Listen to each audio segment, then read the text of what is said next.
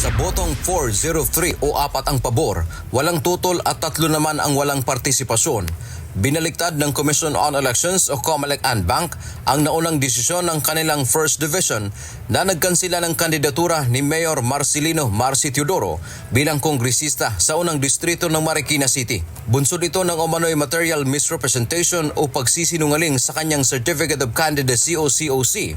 Pinagbigyan ng Commission and Bank ang inihaing Consolidated Motion for Reconsideration ni Teodoro.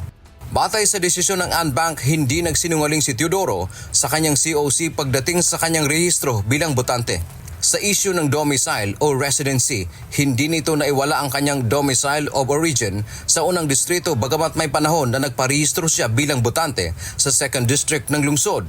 Sa sinasabi ng COMELEC and Bank ngayon, ng 4, na meron na hindi naman daw siya stranger dyan sa mismong lugar.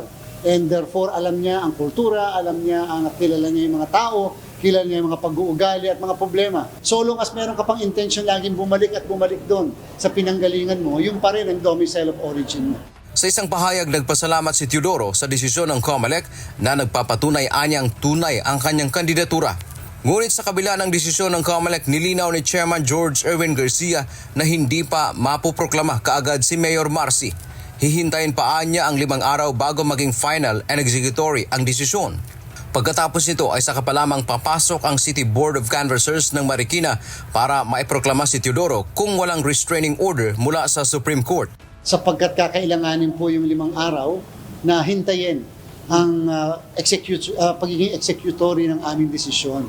Sapagkat ang nakalagay po sa rules ng komisyon sa mga ganitong klaseng kaso ay nagiging executory siya 5 araw pagkatapos siyang mailabas. Una nang binatikos ni Senator Aquilino Coco Pimentel, isa sa mga petitioner, ang desisyon ng COMELEC. Tinawag niya itong mockery o pangungutya sa saligang batas.